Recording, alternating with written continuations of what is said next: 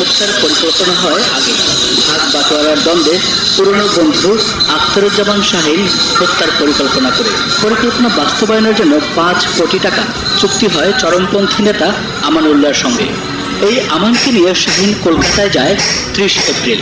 সংসদ সদস্য আনার হত্যার ছক কষে 10 এপ্রিল ফিরে আসেন শাহীন।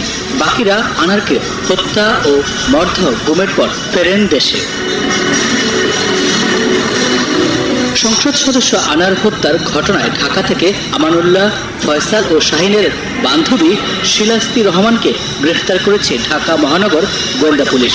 তাদের প্রাথমিক জিজ্ঞাসাবাদের বরাতে ডিবির সংশ্লিষ্ট কর্মকর্তারা জানান, সংসদ সদস্য আনারকে হত্যা করা হয়েছে 13 মে।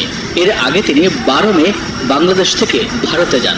কৌশলে তাকে কলকাতার নিউ টাউনের একটি অভিজাত এলাকায় ভাড়া করা ফ্ল্যাটে ডেকে নেওয়া হয়। 13 মে নিউ টাউনের ওই ফ্ল্যাটে একাই যান আনার। আগে থেকেই সেখানে উপস্থিত ছিলেন আমানুল্লাহ, ফয়সাল, মোস্তাফিজ, সিয়াম, জিহাদ ও শিলাস্তি। তদন্ত কর্মকর্তারা জানিয়েছে, ওই ফ্ল্যাটে যাওয়ার পর আনারকে শাহীনের টাকার জন্য চাপ দেয় আমানুল্লাহ ও তার সহযোগীরা। এক পর্যায়ে আনারের গলায় চাপাতি ধরে আমানুল্লাহ। এ নিয়ে ধস্তাধস্তি হয়। এক পর্যায়ে বালিশ চাপা দিয়ে শ্বাসরোধ করে হত্যা করা হয় এমপি আনারকে। শ্বাসরোধ করে হত্যার পর আমানুল্লাহ ওই খবর বাংলাদেশে অবস্থান করা শাহীনকে জানায়। তখন শাহীন ওই লাশ গুম করার নির্দেশ দেন। আমানুল্লাহ সহ গ্রেফতার 3 জনকে জিজ্ঞাসাবাদের বরাতে ডিবির এক কর্মকর্তা বলেন, শাহীনের নির্দেশ পেয়ে আমান এমপি আনারের লাশটি কেটে টুকরো টুকরো করে এরপর বাইরে থেকে কিনে আনা সাদা পলিথিনে ভরে ঢুকানো হয় পৃথক দুটো ট্রলিতে। লাশের টুকরোগুলো ব্যাগে ঢুকানোর পর বাইরে থেকে আনা ব্লিচিং পাউডার দিয়ে ওই ফ্ল্যাটের ফ্লোর পরিষ্কার করে ফেলেন তারা।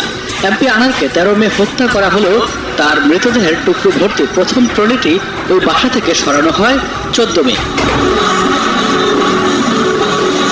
নাম প্রকাশ না করার শর্তে তদন্ত সংশ্লিষ্ট এক কর্মকর্তা জানিয়েছে, লাশের টুকরো ভর্তি একটি ট্রলি বের করা হয় 14 মে।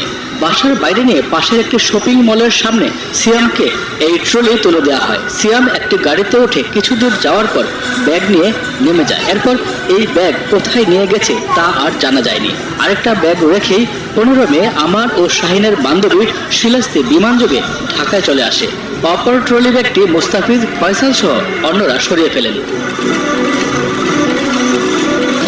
ডিবি জানিয়েছে, 17 মে তারেক মোস্তাফিজুল ঢাকায় আসে এবং 18 মে আসে ফয়সাল।